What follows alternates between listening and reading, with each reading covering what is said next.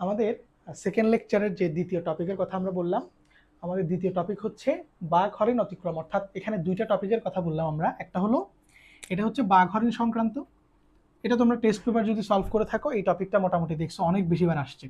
আরেকটা বিষয় হচ্ছে গাড়ি অতিক্রম, অর্থাৎ একটা গাড়ি পরস্পরকে অতিক্রম করতে পারবে কিনা। আমরা এটার পর একটা প্রশ্ন থাকবে যেটা হচ্ছে এরকম, এই যে গাড়ি রিলেটেড অংশগুলোতে থাকবে, ঠিক আছে? এই প্রশ্ন একটু ভালো করে দেখো। এই একই প্রশ্নটাকে বোর্ডে দুই একবার চেঞ্জ করে করে দিছে। অর্থাৎ এখানে যদিও বা উদ্দীপকটা হচ্ছে বাঘ হরিণের, যেটা হচ্ছে একদম একেবারে কমন একটা উদ্দীপক, এই জায়গায় হচ্ছে বাঘ হরিণের জায়গায় অন্য দুই রকম, বা এটা অনেক সময় একটা প্রশ্ন আসছিল একবার কুকুর দিয়ে, ঠিক আছে? কুকুরের একটা অংশ দিয়ে একটা প্রশ্ন আসছিল বোর্ড একেবারে রিসেন্ট এক্সামে। তো একই প্রশ্নের প্যাটার্নটা সেম, জাস্ট উদ্দীপকের কথাগুলো একটু চেঞ্জ করে দেওয়া হয়েছে। এবং এই টপিকটাতে যদি আমি এই টাইপটার কথা বলি, বাঘ হরিণ পরস্পরকে ধরতে পারবে কিনা বা নিরাপদ আশ্রয়স্থলে পৌঁছাতে পারবে কিনা, এইভাবেও বলে কোয়েশ্চেন।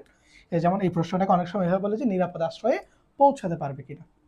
তো এখন আমি যদি বলি এই বাঘ হরিণের ম্যাথে একটা বিষয় কমন থাকবে, সেটা কি জানো? একজন সমতরণে যাবে আর একজন সমবেগে যাবে। অর্থাৎ দুইজনের মধ্যে ম্যাক্সিমাম টাইম একজন হচ্ছে সমবেগ। যেমন এখানে দেখো বাঘ, এই যে দেখো একটি বাঘ 200 মিটার সামনে থেকে বা সামনে একটি হরিণকে দেখে স্থির অবস্থান হতে 2 মিটার/সেকেন্ড ত্বরণে যাত্রা শুরু করছে হরিণটাকে ধরার জন্য।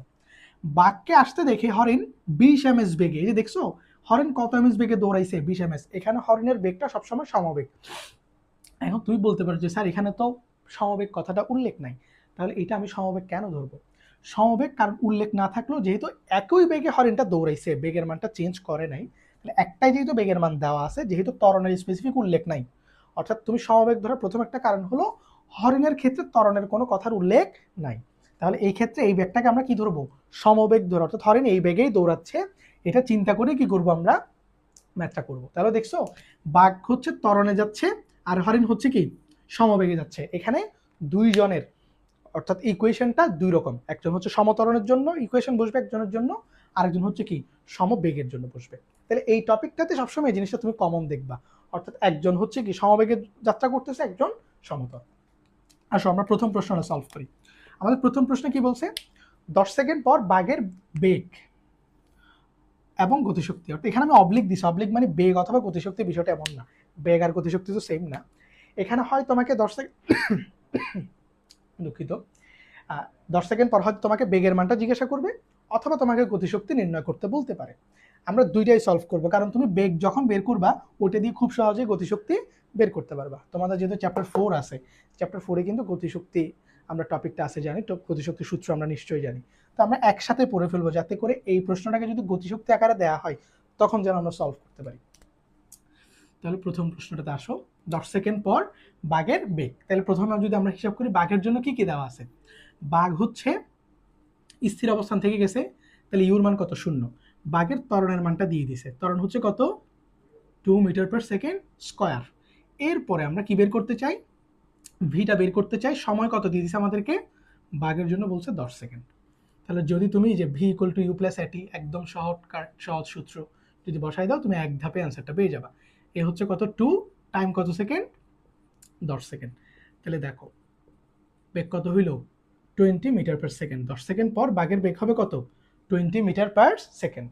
এখন গতিশক্তি কিভাবে বের করব? আমরা জানি গতিশক্তির সূত্র কি? ইকে, কাইনেটিক এনার্জি, তাই না? Half m v square. তাহলে হাফ, এখানে বাঘের ভর যেহেতু দেওয়া নাই, তাহলে আমরা এখানে এম এর মানটা রেখে দিচ্ছি। অনেক ক্ষেত্রে এম এর মানটা দিবে, বাট এরকম একটা উদ্দীপক একবার আসছে যে বাঘের কোনো ভর দেওয়া হয়নি, তো তোমরা স্বাভাবিকভাবে চিন্তিত হয়ে পড়বা যে সূত্রতে এম এর মান দরকার, আমি যদি গতিশক্তি বের করতে চাই আমার তো বাঘের বা বস্তুটার ভর দরকার, তা আমি গতিশক্তি কিভাবে বের করব? যদি কখনো, আমি একটু বলে রাখি, যদি কখনো উদ্দীপকে মনে করো এমন উদ্দীপক আসছে যে তুমি সূত্রটা জানো, ম্যাথটা করতে পারতেছো, বাট একটা ভ্যালু দেওয়া নেই, যেমন এই ম্যাথের জন্য যদি বলি বাঘের ভর কিন্তু আমাকে দেয় না, তো আমি বাঘের ভর দেয় না, এই জন্য কি প্রশ্ন ভুল, এই কনসেপ্টে চলে যাব? আমরা সবসময় চিন্তা করি কিছু দেওয়া নাই মানে প্রশ্নটা ভুল। না, এখানে টেকনিক্যালি বিষয়টা তোমাকে এভাবে দেওয়া হয়েছে, যেহেতু ভর দেওয়া নাই তুমি এমটাকে এম এর মতো করেই রেখে দিবা। এম এর ভ্যালু দেওয়া নাই কেন, এটা ম্যাথ ভুল হয়ে গেছে এমনটা চিন্তা করার দরকার নাই, এমটা এম এর মতোই থাকবে। এখানে কত বসবে? বেগ 20 স্কোয়ার, তাহলে এখানে আসবে 400, 2 দিয়ে ডিভাইড করলে কত হবে? 200 এম। এইটাই হচ্ছে আমার ইকে, ঠিক আছে? এত বাইরে কি লিখবা? জুল। অর্থাৎ এখানে এম যেটা, সেটা হচ্ছে বাঘের ভর।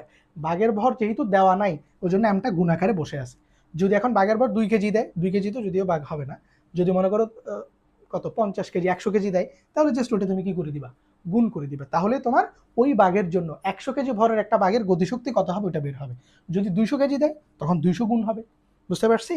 সো এম যেহেতু দেওয়া নাই, আমি এমটা এতটুকুই রেখে দিব, এতটুকুই আমার কারেক্ট অ্যান্সার। আশা করি আমরা প্রথম প্রশ্নটা খুব সহজে বুঝতে পারছি, তাই না? এইবার আসো, খুব মনোযোগ দিয়ে সেকেন্ড কোয়েশ্চেনটা একটু ভালো করে ফলো করতে হবে, কেমন? এটা খুবই খুবই গুরুত্বপূর্ণ এই টপিকটাতে, বাঘ হরিণের যে টপিক। সেকেন্ড কোয়েশ্চেনটা যদি আমি বলি, বাঘটি হরিণকে ধরতে পারবে কিনা। আমরা অলরেডি উদ্দীপকটাকে বিশ্লেষণ করছি, বাট এই ধরনের কেসে, এই ধরনের প্রশ্নে এই উদ্দীপক, কথার উদ্দীপকটা একটু নিজে নিজে মানে চিত্রে ফুটিয়ে তুলবা, বা চিত্র এঁকে তুমি একটা রাফ করে ফেলবা, তখন এই ঘটনাটা তোমার মেমোরাইজেশন বা চিন্তা করতে খুব বেশি সহজ হবে। কিরকম দেখো, আমি যদি বলি, ধরে নিলাম এই পয়েন্ট এ বিন্দু, এখানে কি আছে, বাঘ এই পয়েন্টে। আরেকটা পয়েন্ট ধরো বি বিন্দু, এই পয়েন্টে কি আছে, হরিণ। এখানে চিত্র আঁকার দরকার নেই, তুমি জাস্ট বোঝার জন্য ব এবং হ লিখলেই হবে, অসুবিধা নেই, পুরো কথা লেখা লাগবে না। এখন ধরো কথার কথা এখানে একটা বিন্দু আমরা সি ধরলাম, কথার কথা। এখন বাঘ যদি এখানে থাকে, হরিণ যদি এখানে থাকে, বলছে না বাঘ হরিণ থেকে 200 মিটার পেছনে ছিল, কারণ বাঘ তার সামনে 200 মিটার দেখতেছে সামনে, অর্থাৎ বাঘ যেখানে ছিল তার থেকে 200 মিটার সামনে হরিণটাকে দেখছে। তাহলে বাঘ যদি এখানে থাকে, এই দূরত্বটা হলো কত, 200 মিটার না? বুঝতে পারছি? বাঘ তার 200 মিটার সামনে এইখানে একটা কি দেখছে, হরিণকে দেখতে পাইছে। দেখেই এখান থেকে বাঘ, এই যে এদিক থেকে ত্বরণ কত 2, এই যে এর মান 2, এত ত্বরণে কি করছে, হরিণটা ধরার জন্য যাত্রা শুরু করছে। তো বাঘটা যখন আসতেছে, এটা হরিণটা নিশ্চয়ই দেখছে, হরিণটা দেখে হরিণ এখান থেকে আবার এদিকে কি ভি বেগে যাত্রা শুরু করছে, এবং হরিণের বেগ ছিল কত, 20 মিটার পার সেকেন্ড। ঠিক আছে? তো অনেকে আবার বলবে, স্যার হরিণ এদিকে কেন দৌড় দিছে, হরিণ তো চাইলে এদিকেও দৌড় দিতে পারতো, এদিকে কখনো দৌড় দিবে হরিণ? বাঘ যদি এদিক থেকে আসে, সে তো তার উল্টা দিকেই দৌড় দেবে সবসময়, কারণ হরিণ কি চাইবে কখনো বাঘের দিকে দৌড় দেওয়ার জন্য? অবশ্যই সে কি করবে, বাঘের উল্টা দিকে দৌড় দিবে। তাহলে বাঘ যেহেতু এদিক থেকে আসতেছে, ও ওই দিকে উল্টা এই যে দিকে দৌড় দিবে। বুঝতে পারছি? এখন আমাদেরকে কি বলছে, বাঘটি হরিণকে ধরতে পারবে কিনা।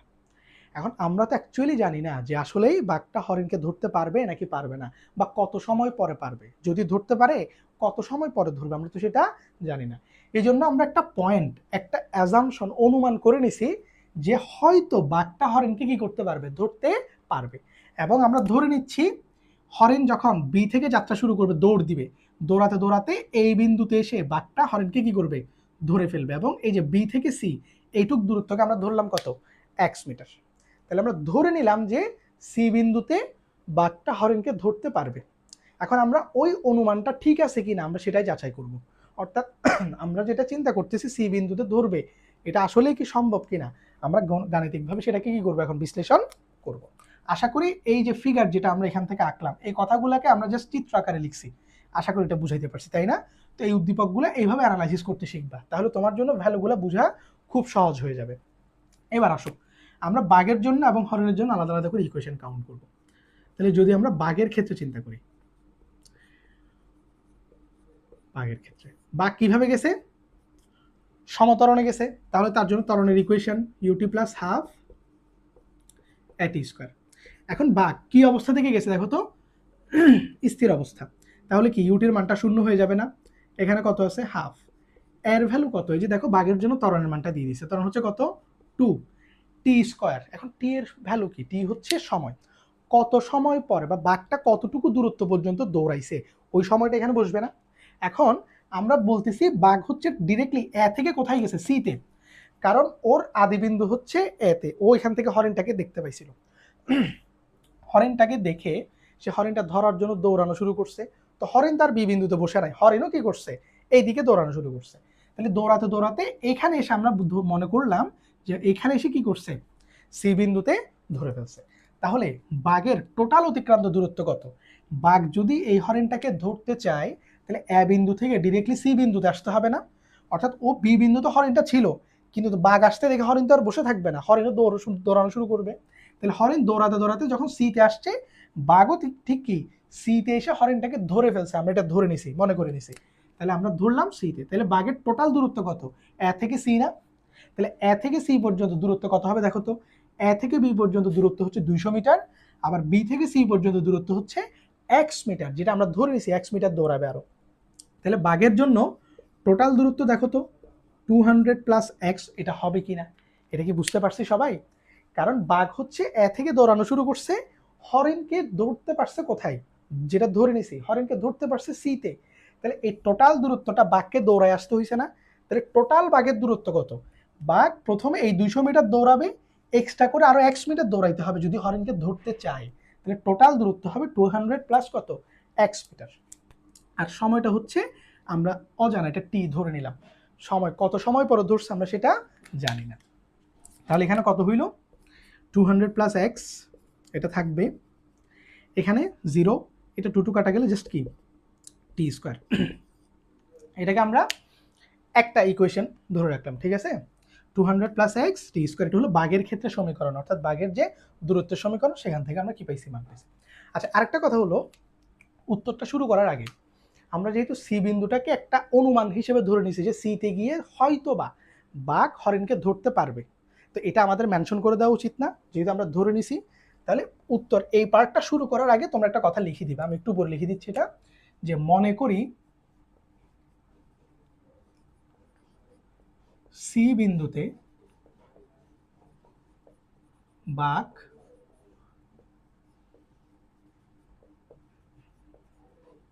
হরিণকে ধরতে পারবে, আমরা ধরে নিলাম এটা। এই এখন দেখো, আমরা এটা মনে করি দিয়ে আমরা সি বিন্দুটা কোত্থেকে আবিষ্কার করলাম, আমরা ইচ্ছা করে বসে আমরা ধরে নিছি সি বিন্দুটা হয়তো কি, কারণ বাঘ যেহেতু দৌড়াচ্ছে একটা পসিবিলিটি তো আছে ধরার। এখন যদি দেখি যে আমরা গাণিতিকভাবে বিশ্লেষণ করে যদি দেখি যে ধরা অর্থাৎ সময়টা বা সময় দূরত্ব এগুলো দিয়ে যদি দেখি ধরতে পারে না, তাহলে আমরা বলে দিব যে আমরা যেটা চিন্তা করছিলাম এটা ভুল, আসলে বাঘ হরিণকে ধরতে পারবে না। কিন্তু প্রথমে তো তোমাকে একটা সম্ভাবনা তৈরি করতে হবে ম্যাথটা করার জন্য, তখনই না তুমি বুঝবা যে অ্যাকচুয়ালি সে ধরতে পারবে কিনা। এই জন্য আমরা প্রথমে এটা মনে করে নিলাম যে বাঘ হরিণকে ধরতে পারবে। এবার আসো, বাঘের জন্য সমীকরণটা আশা করি নিশ্চয়ই বুঝতে পারছি। এই সমীকরণটা কেন, বাঘ সমতরণে গেছে, তো ত্বরণের ইকুয়েশনটা বসাইছি এবং ভ্যালুগুলো আশা করি বুঝছি। এখানে এইটা একটু ভালো করে বুঝতে হবে সবার, এটার এক্সপ্লেনেশন অলরেডি আমি দিছি কেন 200 প্লাস এক্স হবে। আচ্ছা, এবার আসো হরিণের ক্ষেত্রে আমরা যদি এখানে করি, হরিণের ক্ষেত্রে এখন আমাকে বলো তো হরিণ কেমনে দৌড়াইছে? হরিণ দৌড়াইছে বেগে, অর্থাৎ আমরা বলছিলাম হরিণের বেগ হচ্ছে সমবেগ, তাহলে সমবেগের জন্য ইকুয়েশন হচ্ছে কি, এস ইকুয়াল টু ভিটি। আচ্ছা, হরিণের বেগ দেওয়া আছে 220, টি তো টি, আমরা টি হচ্ছে দোনোজনের জন্য সেম হবে, টি দোনোজনের জন্য সেম হবে। এখানে একটা প্রশ্ন থাকতে পারে যে সময় কেন সেম, একটু আসতেছি। তার আগে হরিণের ক্ষেত্রে দূরত্ব কত হবে একটু বলে ফেলি। দেখো তো, বাঘ এ পয়েন্ট থেকে যাত্রা শুরু করছিল হরিণ ধরার জন্য, এবং আমরা বলছি সি বিন্দুতে এসে ধরছে, তাহলে টোটাল বাঘের দূরত্ব হচ্ছে এ থেকে সি পর্যন্ত, যেটা 200 প্লাস এক্স টোটাল। হরিণকে এ বিন্দু থেকে আসছে না, হরিণ আসছে থেকে বি বিন্দু থেকে, বি থেকে কতটুকু পর্যন্ত, সিতে, কারণ সিতেই তো বাঘটাকে ধরে ফেলছে আমরা মনে করছি এটা।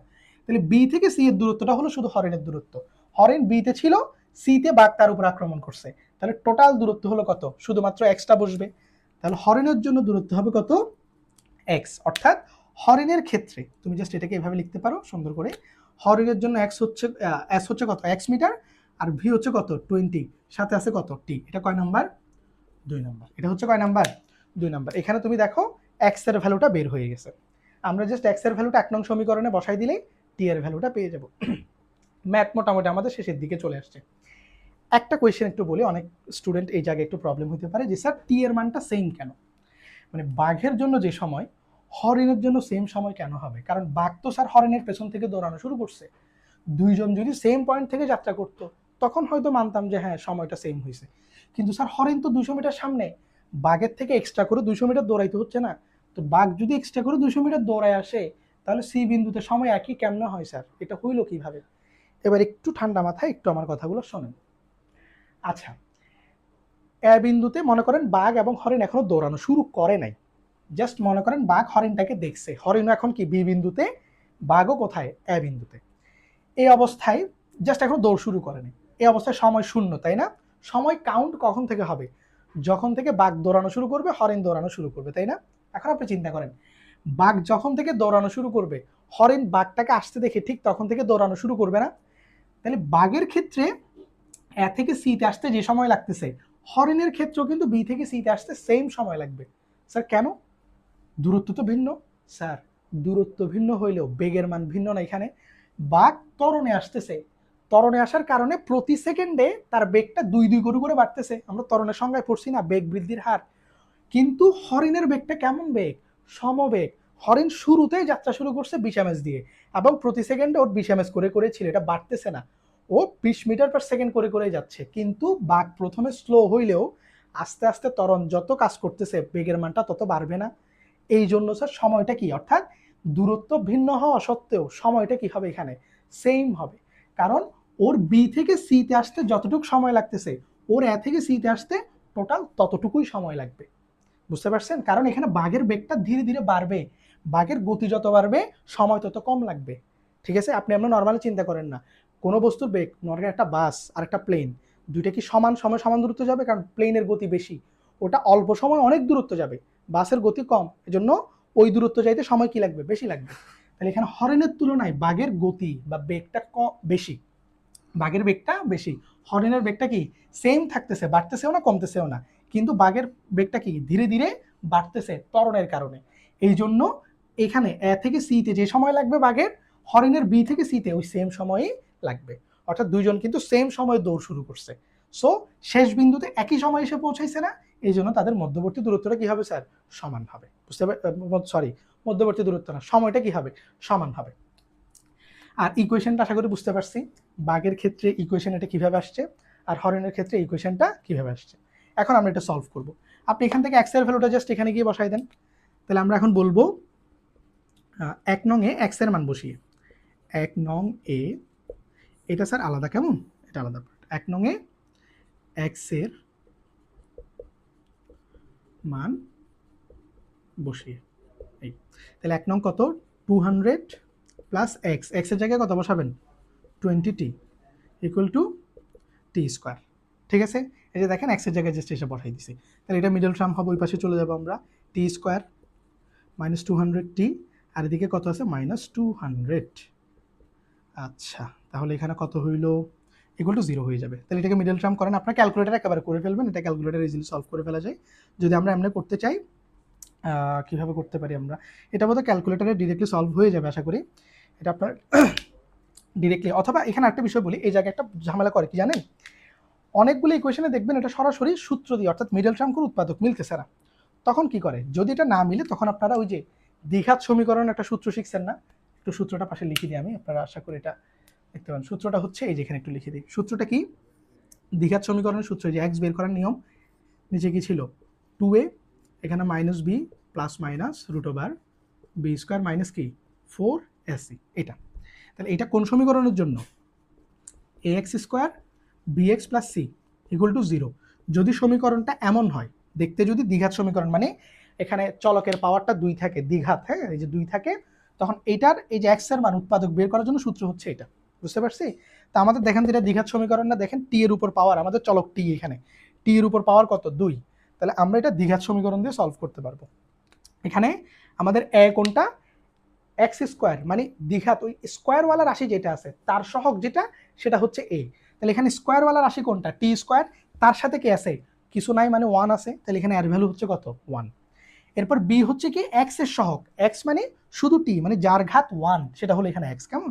এই যে এখানে টি এর সহগ কত? -20 চিহ্ন সহ, এখানে বি হচ্ছে কত? -20, আর সি হচ্ছে কত? 200। তাহলে এখানে এ বি সি, এই যে দেখো, এইটা সলভ করার জন্য তোমার শুধু কি দরকার? এ বি সি এর ভ্যালুগুলো দরকার। তাহলে আমার চলক যেহেতু টি, আমরা এখানে জাস্ট এভাবে লিখবো 2a। এখন সূত্র লেখার দরকার নেই, তুমি জাস্ট ভ্যালু বসাই দিবা। এর ভ্যালু কত?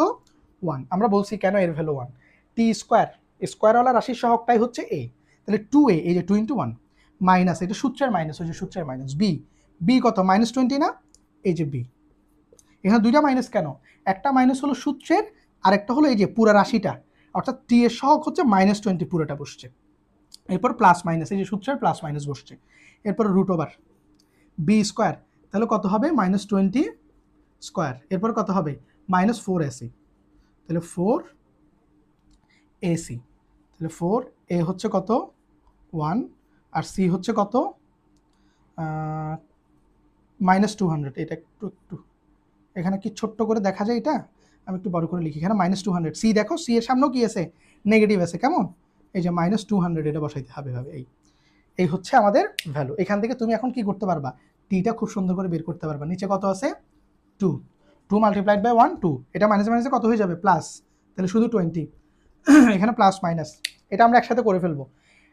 -20কে স্কোয়ার করলে জাস্ট মাইনাস কাউন্ট হবে না, তখন জাস্ট কত হবে 400, আর এখানে মাইনাসে মাইনাসে কত হয়ে যাবে প্লাস, তাহলে 400 এই যে 4 মাল্টিপ্লাইড বাই 200 তাহলে কত হয় 800, তাহলে 800 এখানে আছে কত, এখানে আছে 400, তাহলে কত হয় √1200।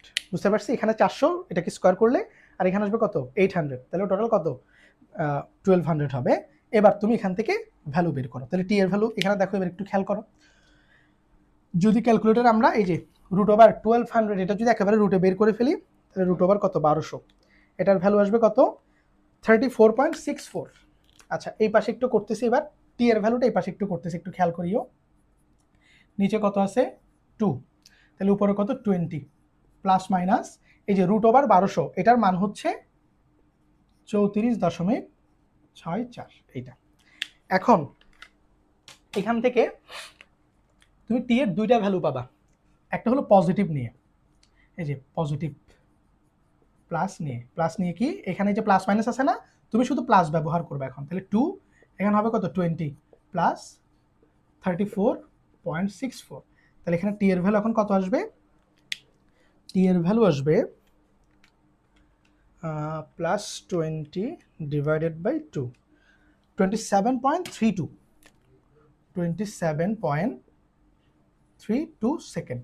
এটা হলো আমাদের সময়। এই যে দেখো সময়ের মান, এখানে কিন্তু আরেকটা সময় আসবে, তুমি যদি নেগেটিভ নাও তখন একটা সময় আসবে, তো আমরা নেগেটিভ নিয়ে মানটা পাবো না, ওটা ঋণাত্মক আসবে। কেন ঋণাত্মক আসবে, তুমি যদি এখানে মাইনাসটা কাউন্ট করো তাহলে দেখবা 20 মাইনাস 34.64, তাই না, তো 20-র চেয়ে 34টা বড় না, তখন সময়ের মানটা কি চলে আসবে ঋণাত্মক। তো আমরা জানি সময় কখনো ঋণাত্মক হইতে পারে না, যার কারণে এখানে আমরা মাইনাস ভ্যালুটা কি করব না, কাউন্ট করব না। বুঝাতে পারছি আশা করি। এই জন্য আমাদের ভ্যালু হবে শুধু কোনটা, এই পজিটিভটা। তাহলে আমরা এটা কিভাবে সলভ করলাম বুঝতে পারছি, এই হলো আমাদের অ্যান্সার। অর্থাৎ বাঘ হরিণকে ধরতে পারবে, যেহেতু সময়ের ভ্যালুটা পজিটিভ আসছে, বাঘ হরিণকে কি করতে পারবে, ধরতে পারবে, এবং কত সময় পরে ধরবে 27.32 সেকেন্ড পরে ধরতে পারবে। আর এই জিনিসটা আমি একটু বলি, এখানে দেখো আমি সূত্র, এটা আমি তোমাদেরকে একটু বেসিক থেকে ডিটেল দেখাইছি। তোমরা যদি চাও, সরি, যেহেতু তোমাদের ES প্লাস সিরিজটা এখন ইউজ করতে দিচ্ছে ক্যালকুলেটর, যেহেতু আগে এটা ইউজ করতে দিত না, তখন এইভাবে করতে হইতো, তো যেহেতু তোমাদেরকে একটু হাই লেভেলগুলো ইউজ করতে দিচ্ছে, হাই রেঞ্জেরগুলা, তোমরা এই ফাংশনটা ডিরেক্ট যদি বসায় দাও ক্যালকুলেটর, ES প্লাস সিরিজে তো ডিরেক্ট ফাংশন থাকে, এটা যদি বসায় দাও তুমি টি এর মানটা ডিরেক্ট পেয়ে যাবে, তুমি সেটা বসাতে পারবে। ঠিক আছে, এইভাবে করে সূত্র দেখিয়ে তোমাকে করতে হবে না। তো যদি যারা একটু বুঝতে চাও প্র্যাকটিস, আমার মতে তোমরা বাসায় যখন প্র্যাকটিস করবে একটু এভাবে করবা প্রথমে, যাতে করে বিষয়টা বুঝো যে কিভাবে তুমি করতেছো, তারপরে ক্যালকুলেটর দিয়েও প্র্যাকটিস করবা। ক্যালকুলেটরের ফাংশনে জাস্ট ABC এই ভ্যালুগুলো যদি বসাই দাও, তাহলে তুমি ইজিলি, অর্থাৎ এই যে অংশগুলা বা এই সমীকরণটা বসাই দিলে, এখানে এই যে এর মান, বি এর মান, এগুলো যদি বসাই দাও, ডিরেক্টলি তুমি অ্যান্সারটা টি এর ভ্যালুটা পেয়ে যাবা। পজিটিভটাও পাবা, নেগেটিভটাও পাবা। নেগেটিভ ভ্যালু নেওয়া যাবে না, কারণ সময় ঋণাত্মক হয় না, তখন শুধু পজিটিভ নেব। তাহলে সময়ের মান যদি পজিটিভ আসে, তাহলে আমরা বুঝবো বাঘটি হরিণকে ধরতে পারবে কিনা। মানে এখানে একটা প্রশ্ন থেকে যাচ্ছে না যে স্যার আমরা তো ধরে নিছিলাম যে সি বিন্দুতে ধরতে পারবে, এটা তো আমরা ধরে নিছিলাম, তো আমরা বুঝবো কেমনে যে আমরা যেটা চিন্তা করছি বা যেটা অনুমান করছি এটা অ্যাকচুয়ালি হইছে, বা অ্যাকচুয়ালি বাঘটা হরিণটাকে ধরছে, এটা বুঝবো কেমনে। এই যে স্যার সময়ের মানটা যদি পজিটিভ আসে, অর্থাৎ ঋণাত্মক আসে না, পজিটিভ আসছে, মানে এই ফাংশনটা থেকে তুমি টি এর ভ্যালু বাইর করতে পারছো, যদি এমন হয় তাহলে তুমি বুঝবা বাঘ হরিণকে ধরতে পারবে। আর যদি এখানে অসংজ্ঞায়িত কোনো ফাংশন দেওয়া থাকে, অনেক সময় অনেক উদ্দীপক আছে না, যেটা তুমি সলভ, মানে চলকের মান থাকে না, ওইখানে জটিল সংখ্যা বা রুট থাকে না, রুটের মান, তখন বুঝবা যে বাঘ হরিণকে ধরতে পারবে না, কারণ বাঘ হরিণের জন্য তুমি যে পয়েন্টটা চিন্তা করছো, অনুমান করে নিছো, ওই পয়েন্টটাতে এই ফাংশনটা কি না, ভ্যালিড না বা গ্রহণযোগ্য না, এই জন্য টাইমের ভ্যালুটা কি আসতেছে, এরর আসতেছে বা জটিল বা মাইনাস আসতেছে। যদি টাইমের ভ্যালুটা এরকম পজিটিভ আসে, তুমি বুঝবা ওই পয়েন্টে, বা তুমি যেটা ধরে নিছো বা মনে করে নিছো, ওই ঘটনাটা সত্যি হবে, যেহেতু তোমার ভ্যালুটা কি আসছে, ধনাত্মক আসছে। এটা আশা করি বুঝতে পারছি স্যার। এইটাকে আরেকটা একটু বলে নেই, এই সেম প্রশ্নটাকে আরেকভাবে করে, সেটা হচ্ছে যেমন 20 এমএস ব্যাগে আশ্রয়স্থলের থেকে ছুটতে থাকে বলছে না, অনেক প্রশ্নে দেখবে তোমাকে আশ্রয়স্থলে একটা দূরত্ব দিয়ে দিছে, যে হরিণটা যেখানে ছিল সেখান থেকে আশ্রয়স্থলটা কত দূরে, ধরো 500 মিটার দূরে, এরকম বলে দিছে। তাহলে হরিণ কি 500 মিটার দূরত্ব যদি বাঘ আসার আগে পৌঁছে যেতে পারে, তাহলে বাঘ আর হরিণকে ধরতে পারতো না তখন। বাট এখানে তুমি জাস্ট ইকুয়েশন দিয়ে করে ফেলতে পারছো, তাই না? যদি আশ্রয়স্থল থাকে তখন ম্যাথ করাটা আরো সহজ হয়ে যায়, এত কঠিন করে করতে হয় না। কারণ আশ্রয়স্থল যেহেতু আছে, মানে মোটামুটি একটা নির্দিষ্ট সময় পরে কিন্তু বাঘ চাইলেও আর কি করতে পারবে না তখন, কারণ আশ্রয়স্থল পার হয়ে গেলে তার হরিণ ধরার সুযোগ নেই। বাট এরকম কেসে হরিণ তো মানে কোনো আশ্রয়স্থল নাই, ও যতক্ষণ দৌড়ায় বাঁচতে পারে, অর্থাৎ একটা না একটা সময় পরে কিন্তু বাঘ তাকে ধরেই ফেলবে এইগুলাতে, যদি আশ্রয়স্থলের কথা বলে না দেয়।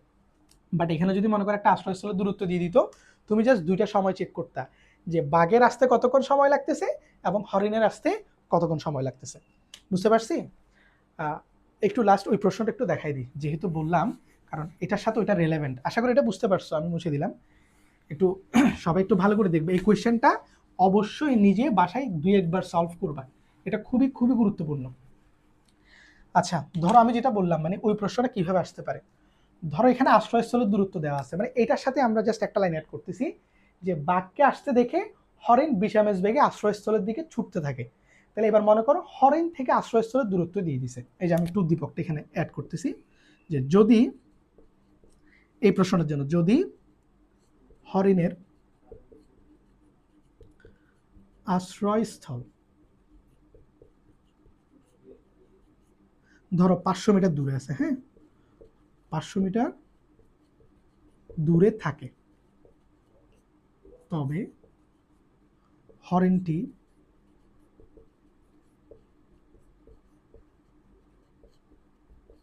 নিরাপদ থাকবে কিনা।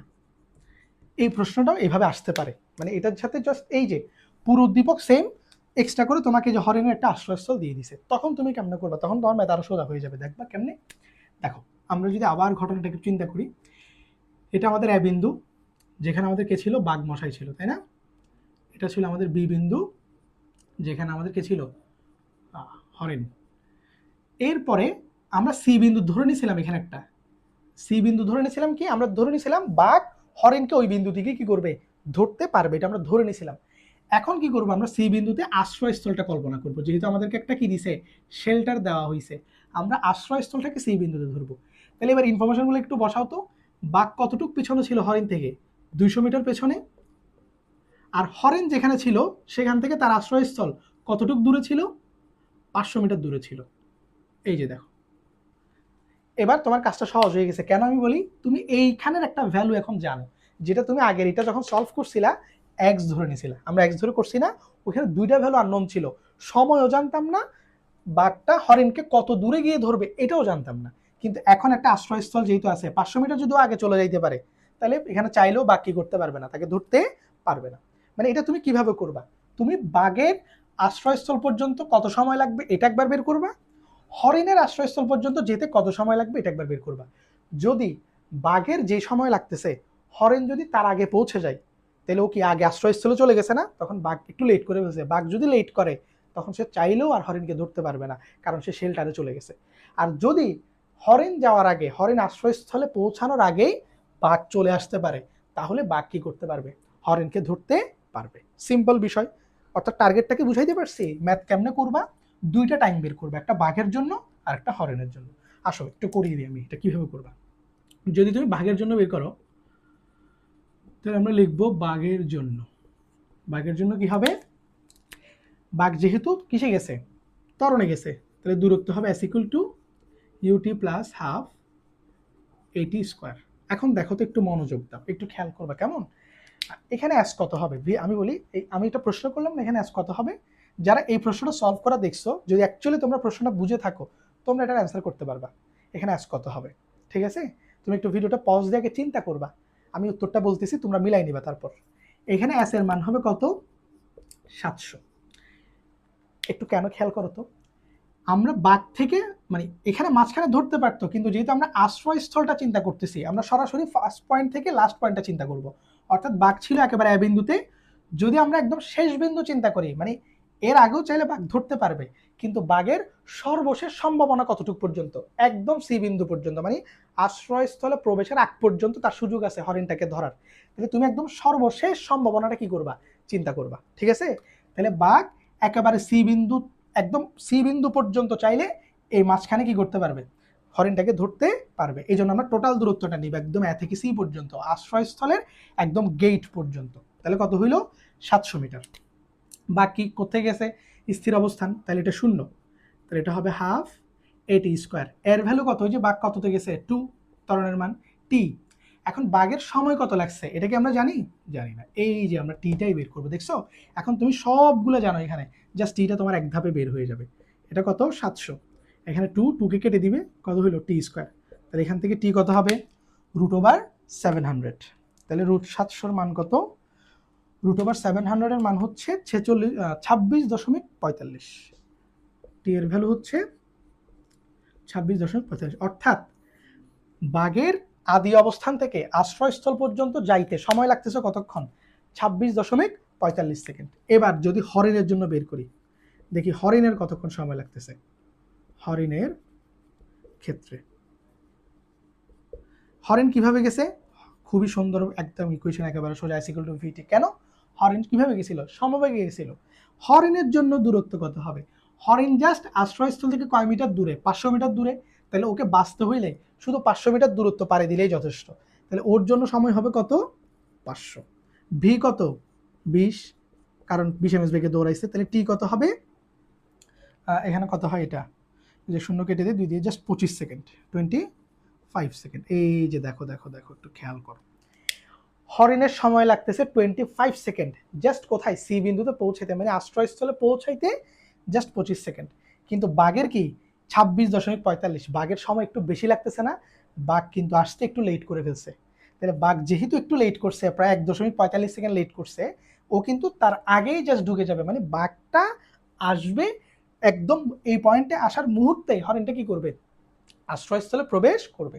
তাহলে আমরা বলছিলাম যদি বাঘের সময়টা বেশি হয়, সে চাইলেও হরিণকে আর ধরতে পারবে না, কারণ সে বাউন্ডারি লাইন পার করে ওই পারে চলে গেছে।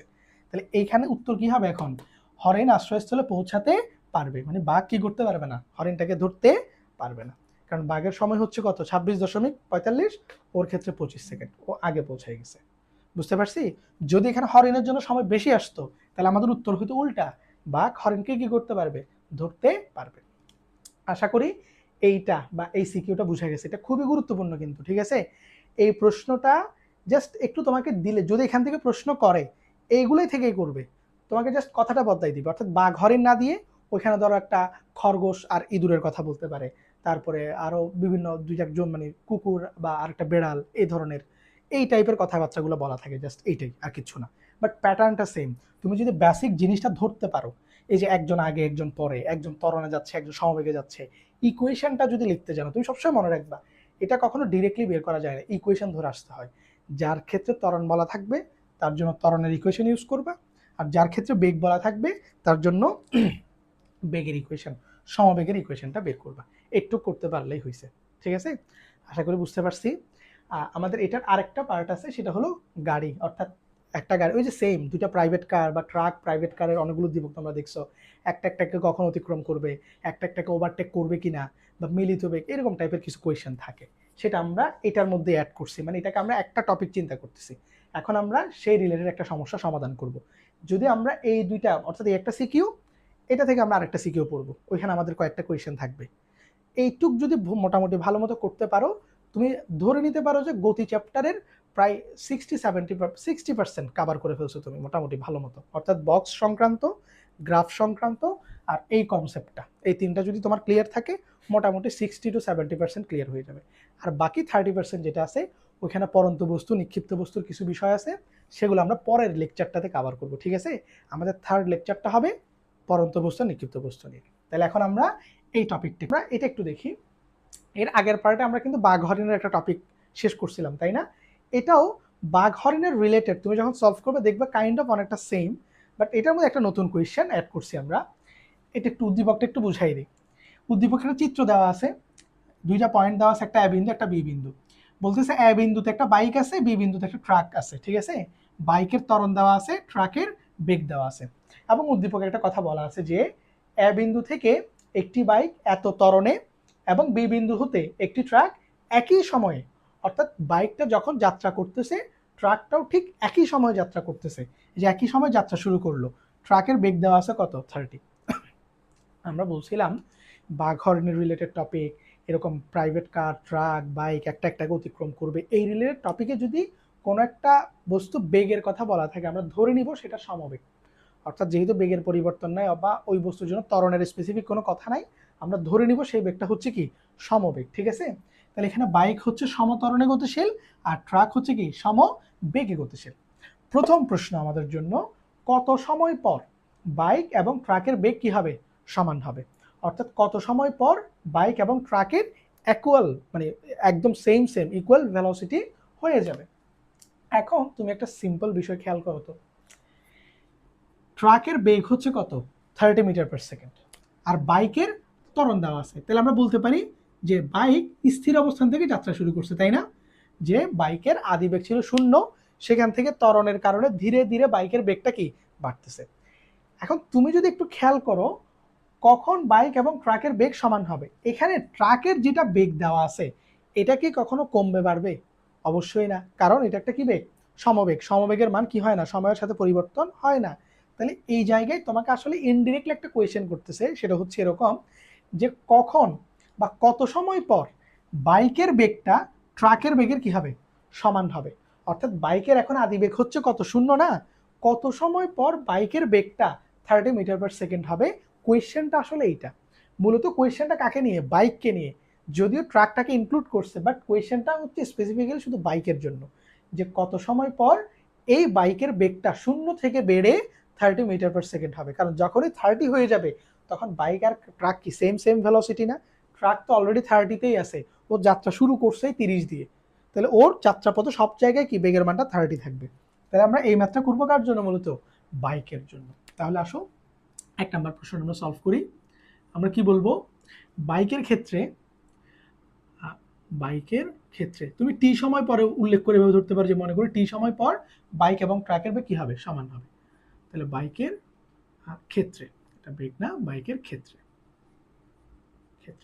তাহলে আমরা যেহেতু বেগ বের করতে যাচ্ছি ভি, আমাদের কাছে ফর্মুলা হচ্ছে v equal to u plus at. এটা কেন নিলাম, আমাদের কাছে কি কি দেওয়া আছে, বাইকের আদি বেগ হচ্ছে কত 0, বাইকের ত্বরণ হচ্ছে কত 3 মিটার পার সেকেন্ড স্কোয়ার, আর আরেকটা হচ্ছে আমরা শেষ বেগ, এখন একটু বলি আমি বেগের কথাটা, আর টাইম কি আমরা বের করতে চাই।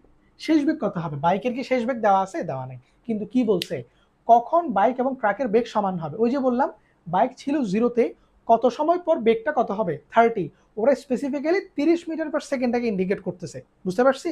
তাহলে আমরা বাইকের শেষ বেগটা কত ধরবো 30, ট্রাকের সমান হওয়া মানে কি বাইকের বেগটা 0 থেকে 30 পর্যন্ত মানে উঠে যাওয়া বা 0 থেকে 30 মিটার পার সেকেন্ড পর্যন্ত উন্নীত হওয়া, এটাই তো ট্রাকের সাথে সমান হওয়া বুঝাচ্ছে, তাই না? তাহলে এখানে বেগের মানটা হবে কত 30 মিটার পার সেকেন্ড। তাহলে তুমি এখন শেষ বেগের মান বসাও, ভি ইউর মান কত 0, এর মান কত 3, টি বের করবা। এখন এই যে দেখো টি ইকুয়াল টু কত আসবে 10 সেকেন্ড আসবে। আশা করি বুঝতে পারছি, তাই না? সহজ একটা ম্যাথ ছিল না? জাস্ট তুমি যদি একটু ওদের কথাটা বুঝতে পারো, উদ্দীপকের ভাষাটা যদি একটু বুঝতে পারো, তাহলে এই ম্যাথগুলো করা মানে কোনো ব্যাপার না, তুমি সুন্দর মতো এটা অ্যানালাইসিস করে ফর্মুলা অ্যাপ্লাই করে সহজেই করতে পারবে। আশা করি আমরা 1 নাম্বার প্রশ্নটা খুব সহজে বুঝতে পারছি, ঠিক আছে?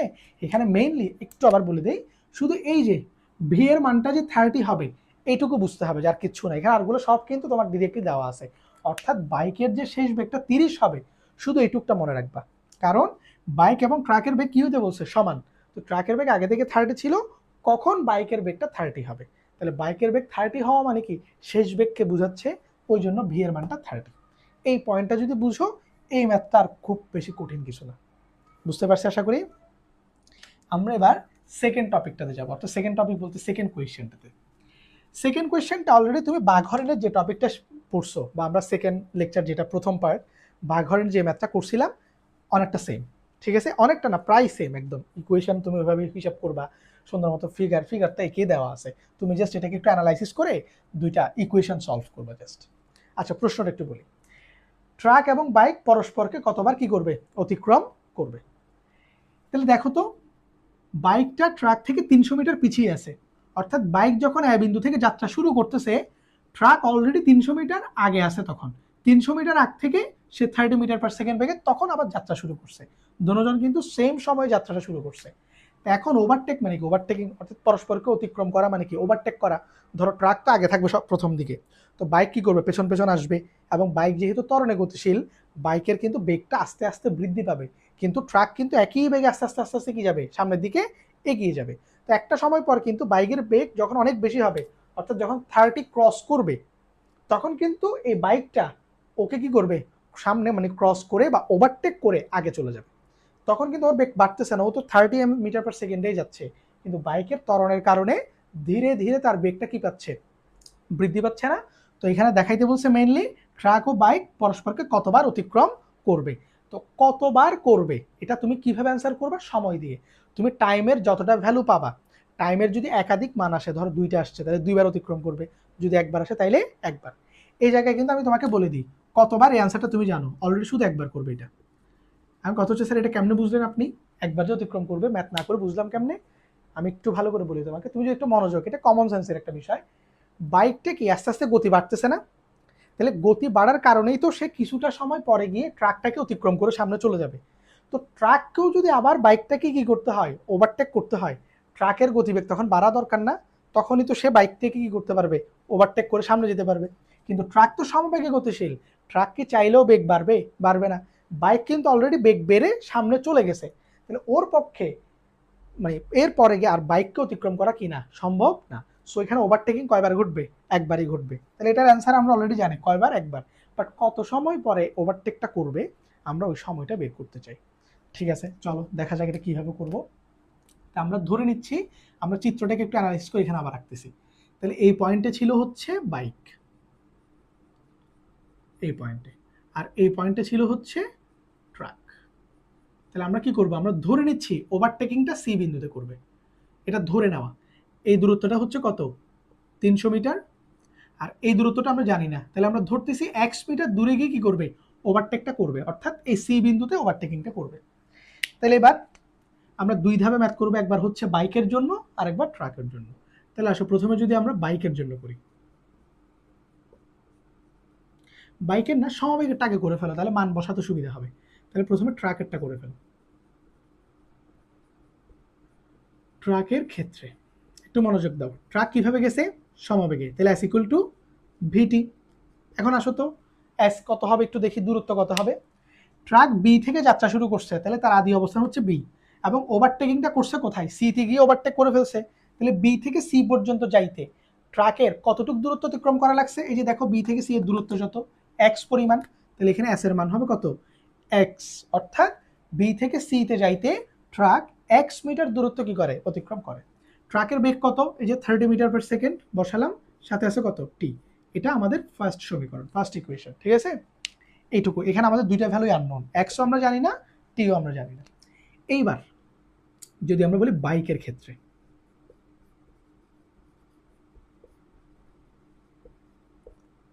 বাইক কিভাবে গেছে, ত্বরণে গেছে, তাহলে s equal to ut plus half at square. এখন আসো বাইকের জন্য সরণ কত হবে, এস এর মান কত হবে। বাইক যাত্রা করছে কোত্থেকে, এ বিন্দু থেকে, ওভারটেকিংটা করছে কোথায়, সি বিন্দুতে গিয়ে। তাহলে এ বিন্দু থেকে যদি সি বিন্দুতে গিয়ে ওভারটেক করতে হয়, এ থেকে সি পুরো দূরত্বটা তাকে অতিক্রম করতে হবে না। তাহলে এ থেকে সি পুরো দূরত্বটা কত, 300 প্লাস এক্স হবে না, কারণ এ বি হচ্ছে 300 মিটার আর বিসি হচ্ছে আরো এক্স মিটার। তাহলে এখানে টোটাল হবে কত, 300 প্লাস কত, এক্স। ইউটি এটা জিরো হয়ে যাবে, কারণ ত্বরণে গেছে মানে কি, ওর আদি অবস্থায় স্থির ছিল, ওই যে ইউ জিরো থেকে গেছে। তাহলে হাফ এটি স্কোয়ার, তার ত্বরণের মান হচ্ছে কত, 3, টি স্কোয়ারের ভ্যালুটা আমরা জানি না।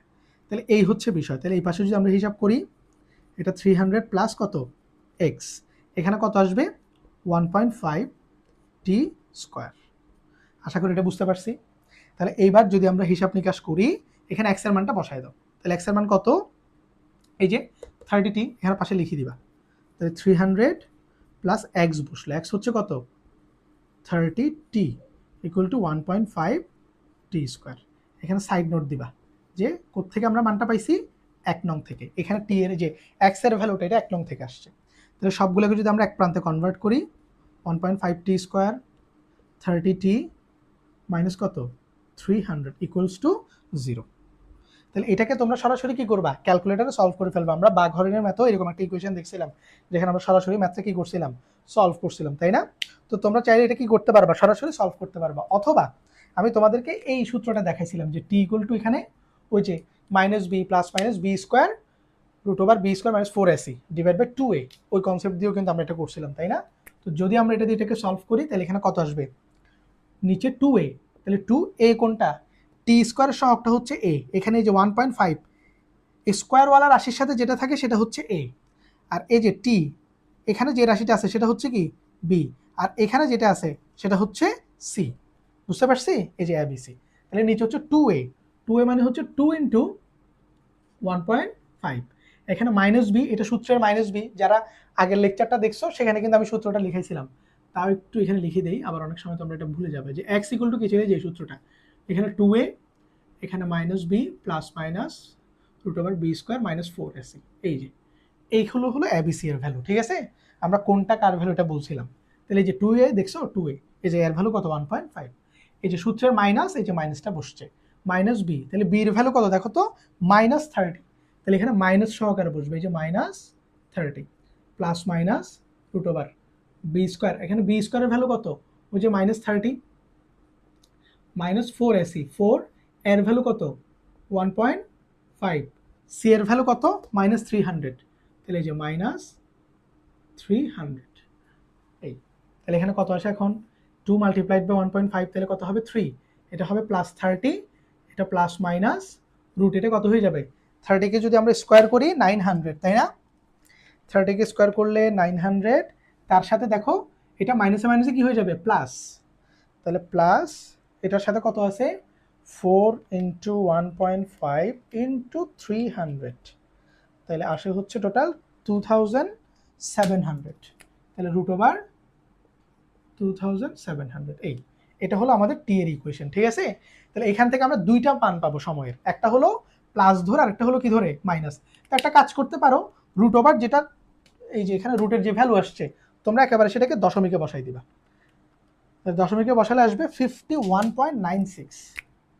আমি এটা তো লিখছো, এটা পরের লাইনে লিখবো, আমি জাস্ট মান বসাই দিচ্ছি, রুটের এই ভ্যালুটা আসবে কত 51.96, তাহলে এখানে আমরা টি এর একটাই ভ্যালু পাবো যখন পজিটিভ নিব। হ্যাঁ, এই যে পজিটিভ নিয়ে যদি করি তাহলে টি এর ভ্যালু পাবো কত দেখো তো 3 বসবে, প্লাস নিব শুধু, কারণ পজিটিভ মানে শুধু প্লাস চিহ্ন দিয়ে হিসাব করবা, তাহলে এখানে কত 51.96, নিচে কত বসবে 3, তাহলে তুমি টি এর ভ্যালু এখন কত পাবা 51.96 প্লাস 30 ডিভাইডেড বাই কত 3, তাহলে 27.32 সেকেন্ড, এটা হলো টি। এই যে দেখো একবারে ওভারটেক করবে আমরা বলছিলাম না, একবার, এখন কত সেকেন্ড পরে করবে, তাদের যাত্রা শুরু কত সেকেন্ড পরে করবে 27.32 সেকেন্ড পরে ওভারটেকটা করবে। বুঝতে পারছি এখন এটা। আরেকটা সময় কেন নিব না, এখানে প্লাস মাইনাস কিন্তু দুইটা, তো আমার ভ্যালু তো দুইটা আসবে, এটা তোমরা দেখাবা। অর্থাৎ এখানে যদি আমরা মাইনাস নেই তাহলে ইকুয়েশনটা কিরকম আসবে, যে দেখো 30 এটা মাইনাস হয়ে যাবে না, তখন 30 মাইনাস 51.96, তো ছোট মান থেকে বড় মান বিয়োগ করলে কি ঋণাত্মক আসবে না? সময় কি কখনো ঋণাত্মক হইতে পারে? হবে না, ওটা গ্রহণযোগ্য হবে না। করে জাস্ট পাশে লিখে দিবা কি গ্রহণযোগ্য হবে না বা ঋণাত্মক মান গ্রহণযোগ্য নয়। এই জন্য সময়ের ভ্যালু কয়টা, একটা। ওই যে বলছিলাম কতবার অতিক্রম করবে, এটা কেমনে বোঝা যায়, সময় যতবার আসবে সময়ের যতটা ভ্যালু পাওয়া যায় ততবার অতিক্রম করবে। তাহলে এখানে সময়ের ভ্যালু পাইছি কয়টা, একটা, এই জন্য অতিক্রম করবে কয়টা, একটা। তাহলে এইখান থেকে আমি একটু আবার বলি যে এই জায়গাটা, এই যে মিডল টার্মের যে অংশটা, এটা তোমরা এভাবেও করতে পারো। এটা হচ্ছে একেবারে মানে হাতে ধরে ধরে শেখা বলা যায়, এরকম সূত্র দিয়ে একদম তুমি সূত্র দিয়ে থেকে হাতে ধরে ধরে শিখছো ক্যালকুলেশন। আর একটা হচ্ছে তুমি ডিরেক্টলি ক্যালকুলেশন, এটা ফাংশনটা আছে উৎপাদকের ফাংশনে, তুমি যদি বসাই দাও তাহলে ইকুয়েশন দিয়ে আর কি, ইকুয়েশনের যে ফাংশনটা আছে ইকুয়েশনে যদি বসাই দাও তুমি ডিরেক্টলি টি এর এই ভ্যালুটা পেয়ে যাবা, মাঝখানের এই 3 লাইন তোমার করতেই হবে না, ওইভাবেও পারবা। ঠিক আছে, তো পরীক্ষায় মার্কস কাটবে না, তুমি ওইভাবে দিতে পারো বা এইভাবেও করতে পারো। এটা হচ্ছে একেবারে জেনারেল মানে বেসিক বুঝে আর কি জিনিসটা, যেটা কিভাবে করলাম। আর অনেক ক্ষেত্রে এটা উৎপাদক মিডল টার্ম করা যাবে, যখন করা যাবে তখন তুমি কি করবা মিডল টার্ম করে দেখাবা, আর যদি করা না যায় সূত্র দিয়ে করতে পারো বা ইকুয়েশন বসিয়ে করতে পারো। আশা করি এটা বুঝতে পারছি। তাহলে আমাদের উত্তরটা পাইছি কিনা, যে ট্রাক ও বাইক পরস্পরকে কতবার অতিক্রম করবে, কতবার অতিক্রম করবে এটা ডিপেন্ড করবে টাইমের কয়টার ভ্যালু আসতেছে তার উপর। টাইমের একটা গ্রহণযোগ্য ভ্যালু আসছে, এই জন্য একবার অতিক্রম করবে। যদি এখানে একাধিক ভ্যালু থাকতো পজিটিভ, তাহলে যতটা পজিটিভ ভ্যালু, ধরো 2টা আসছে, তাহলে 2বার অতিক্রম করবে। প্রথমবার একবার, এরপর মনে করো পরের জন আবার গিয়ে কি করতেছে অতিক্রম করতেছে, এরকম একবার। তাহলে এখানে জাস্ট একবার। এখানে আরেকটা প্রশ্ন আমি নিচ থেকে বলে দিই, এই প্রশ্নটাকে তোমাকে এভাবেও বলতে পারে যে ধরো মানে তুমি এখানে কি করছো যে কত সময় পর বাইক ট্রাকটাকে ওভারটেক করবে, তুমি সেটা করছো না। তোমাকে এটাও বলতে পারে যে কত দূরত্বে করবে।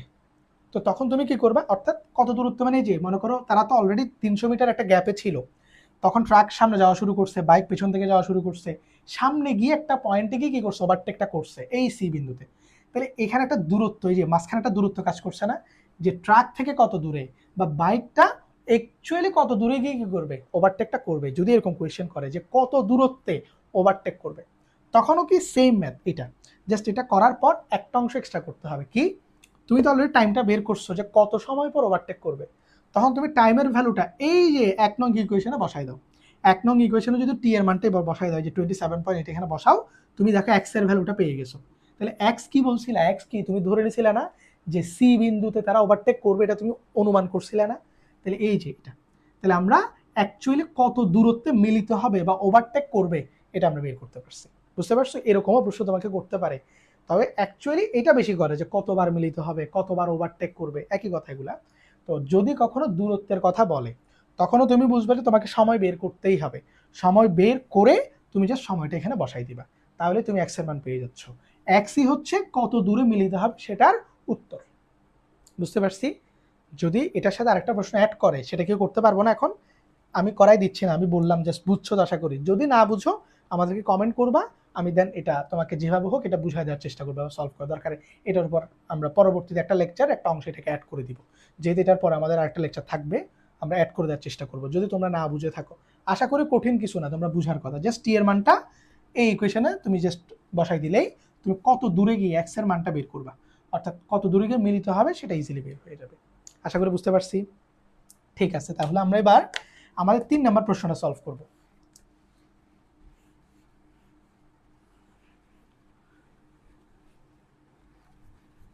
তিন নম্বর প্রশ্নটাও মোটামুটি 2-3টা বোর্ড এক্সামে আমি পাইছি, যার কারণে আমি সেটাকে সিলেক্ট করছি। আমি তো অলরেডি তোমাদেরকে বলছি যে এই প্রশ্নগুলো কিরকম, একটা উদ্দীপকে তো কখনো 3-4টা কোয়েশ্চেন আসে না। তো আমরা কি করছিলাম, আমরা অলরেডি এটা বলছি যে আমাদের প্ল্যানটা কি তোমাদেরকে নিয়ে, যে আমরা একটা কমন একটা উদ্দীপক বাছাই করি, ওই উদ্দীপক থেকে কত ধরনের কোয়েশ্চেন হইতে পারে আমরা ওই সবগুলো কোয়েশ্চেনকে এখানে একসাথে নিয়ে আসি, তারপর ওইটাকে সলভ করাই দিই, যাতে করে এই ধরো এই উদ্দীপক রিলেটেড এই 3টা যদি তুমি পারো, তুমি এতটুকু কনফিডেন্স থাকতে পারো যে এরকম তুমি না হলেও তোমার বোর্ড এক্সাম যদি তুমি গত 3-4 বছরের কোয়েশ্চেন দেখো, ওইখানে থেকে তুমি 8 থেকে 10টা সিকিউ পাবা যেগুলো এই রিলেটেড। তাহলে তুমি এই একটা সিকিউ যদি ভালো মতো করতে পারো, তুমি কি ওই 8 থেকে 10টা সিকিউ সুন্দর মতো করতে পারবা না? একই প্রশ্ন না, আমরা জাস্ট তোমাকে কি করছি, ওই 8 থেকে 10টা সিকিউ একই কোয়েশ্চেনটা বারবার আসছে, তো আমরা ওই বারবার কোয়েশ্চেন যেগুলো আসছে ওগুলোকে এক জায়গায় নিয়ে আসছি, যাতে করে তুমি একটা উদ্দীপকের মাধ্যমে সব ধরনের প্রশ্নের টেস্ট নিতে পারো। এটাই আমাদের টার্গেট। আচ্ছা, এবার আসো 3 নম্বর প্রশ্নে যাই আমরা। ট্রাকটির যাত্রার মুহূর্তে, এই প্রশ্নে একটা বিষয় বলে দেই, তুমি যখন 3 নম্বর প্রশ্ন অ্যাড করবে তখন আমাদের বাইকের কনসেপ্টটা আসবে না, এটা একটু মাথায় রাখতে হবে। অর্থাৎ এখানে মানে এই পয়েন্ট থেকে ট্রাক যেদিকে যাচ্ছে তার বিপরীত দিক থেকে একটা বাস আসার কথা বলা হচ্ছে, এটা হচ্ছে মেইনলি মুখোমুখি সংঘর্ষের ঘটনা। তো তখন আমরা পেছনের এই বাইকটাকে আর কনসিডার করবো না, তখন উদ্দীপকটা কাউন্ট হবে এরকম। অর্থাৎ এদিক থেকে তখন কি আসতেছে, একটা এদিক থেকে ট্রাক যাচ্ছে আর এদিক থেকে একটা বাস আসতেছে এরকম, এই যে মুখোমুখি এইভাবে যাচ্ছে। তো আমরা এটাকে সলভ করবো। একটু প্রশ্নটা পড়ে আমি জাস্ট চিত্রটা ফিগারটাকে তোমাদেরকে বুঝাবো। ট্রাকটির যাত্রার মুহূর্তে, মানে ট্রাকটা যখন বি বিন্দু থেকে যাত্রা করতেছে সামনের দিকে, যদি 1 কিলোমিটার বিপরীত দিক হতে, মানে ও যখন এখান থেকে যাত্রাটা করবে তখন তার থেকে 1 কিলোমিটার দূরে বিপরীতে, মানে এইদিকে 1 কিলোমিটার দূরে একটা বাস ও 1 কিলোমিটার দূর থেকে কি করতেছে, তার দিকে আসতেছে। এই যে বিপরীত দিক হতে একটি বাস কত ত্বরণে আসতেছে, এই যে দেখো 5 মিটার পার সেকেন্ড, এত ত্বরণ যদি আসতে শুরু করে কার দিকে, ট্রাকের দিকে, তবে কত সময় পর দুর্ঘটনা ঘটবে। মুখোমুখি যেহেতু আসতেছে, অবশ্যই কি হবে, একজন একজনের সাথে সংঘর্ষে লিপ্ত হবে, ওইটাই হচ্ছে দুর্ঘটনা।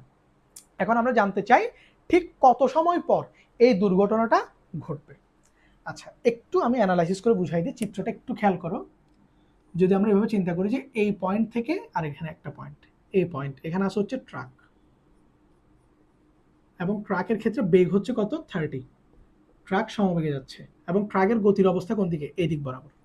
আর এখান থেকে ধরো বি, এখান থেকে আসতেছে ওই বাসটা, বাস এই দিক বরাবর আসতেছে এবং বাসের ক্ষেত্রে হচ্ছে ত্বরণ কত দেওয়া আছে, 5 মিটার পার সেকেন্ড। এটা হচ্ছে বাসের ইনফরমেশন। এখন এই মধ্যবর্তী দূরত্বটা হচ্ছে কত?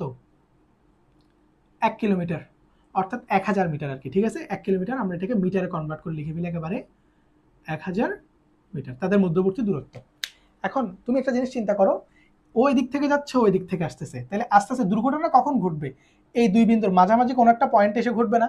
কারণ ও এদিকে আস্তে আস্তে যেতে হবে, ওর ওদিক থেকে আস্তে আস্তে আসা লাগবে, দুইজন আস্তে আস্তে আস্তে যত ক্লোজ হবে, একদম ক্লোজ পয়েন্টে এসে দুর্ঘটনাটা ঘটবে।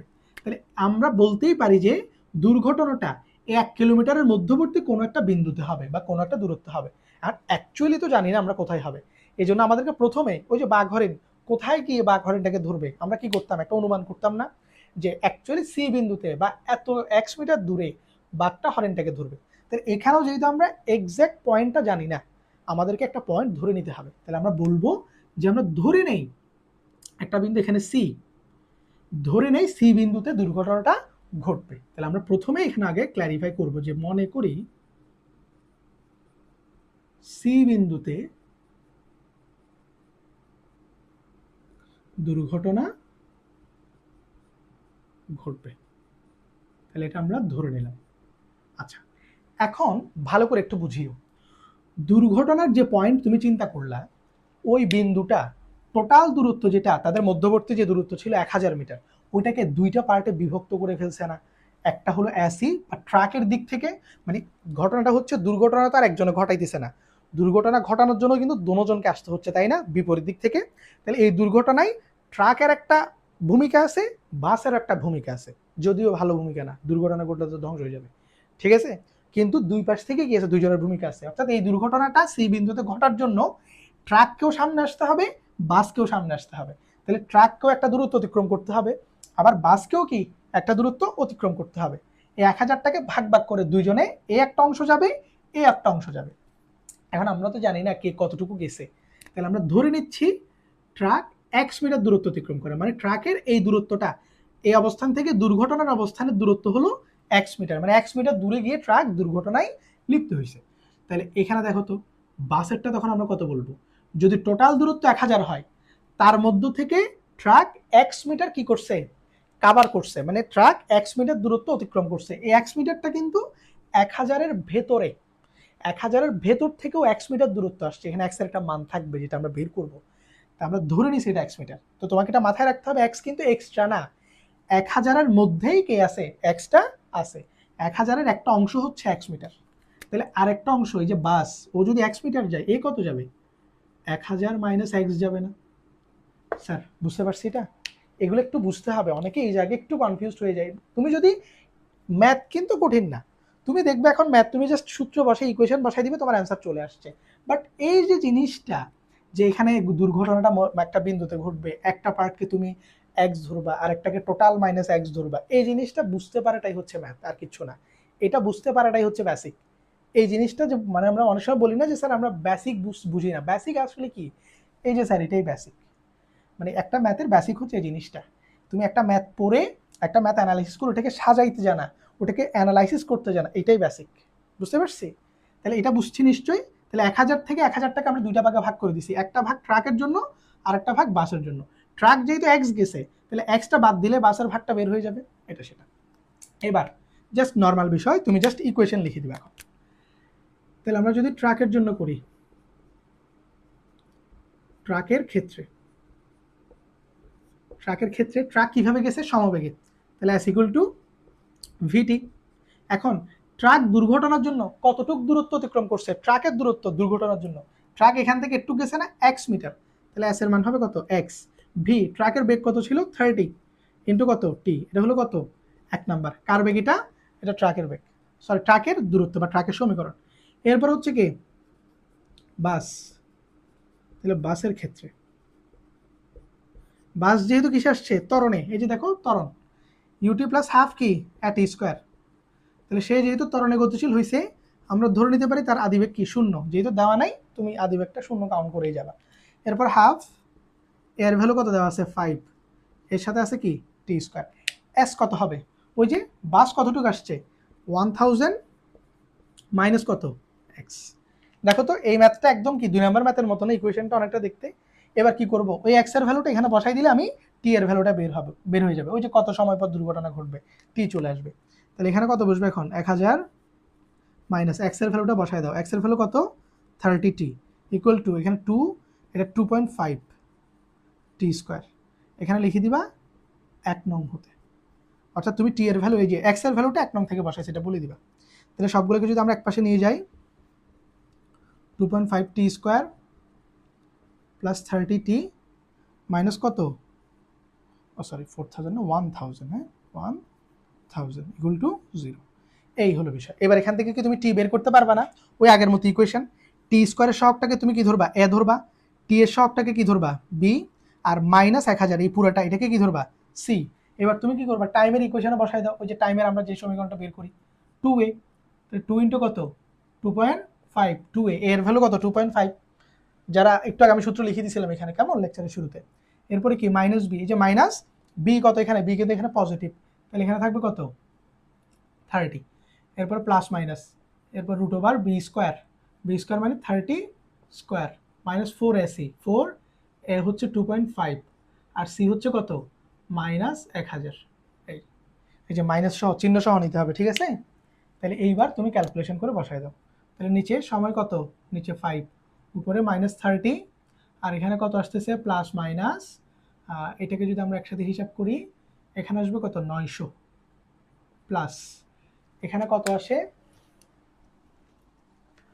এখানে কত 4 এবং 2.5, তাহলে এটা হচ্ছে কত 10 এবং কত 1000, তার মানে 10,000, এখানে কেমন 10,000, এটা হলো রুটের ভ্যালু। তাহলে একেবারে যদি আমরা ক্যালকুলেশন করি এখানে কত আসে, এটা মাইনাস 30, এটা প্লাস মাইনাস 10,900 রুট ওভার 10,900 কত আসবে 104.40, 104.40,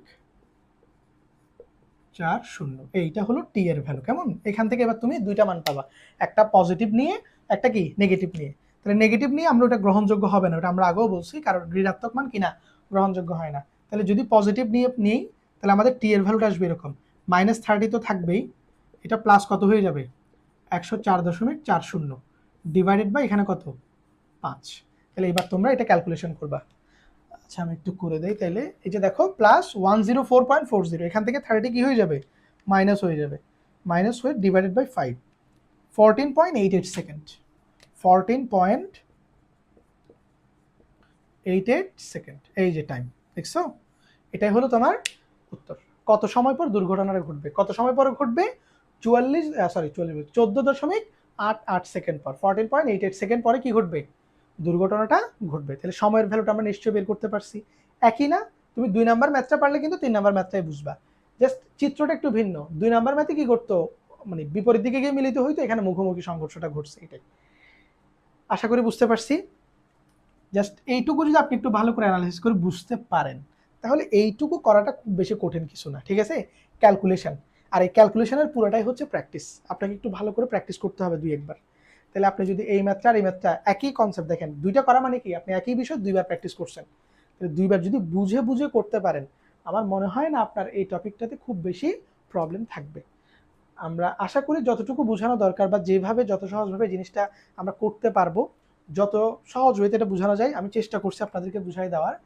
আপনারা একটু বাসায় কাইন্ডলি একটু প্র্যাকটিস করবেন ভালো করে, যেহেতু পরীক্ষার একেবারে শেষ মুহূর্তে আছেন আপনারা, 1 থেকে 1.5 মাস সময়। এখন আসলে অনেক বেশি বেসিক সহকারে জিনিসগুলো পড়ার মতো সময় খুব কম।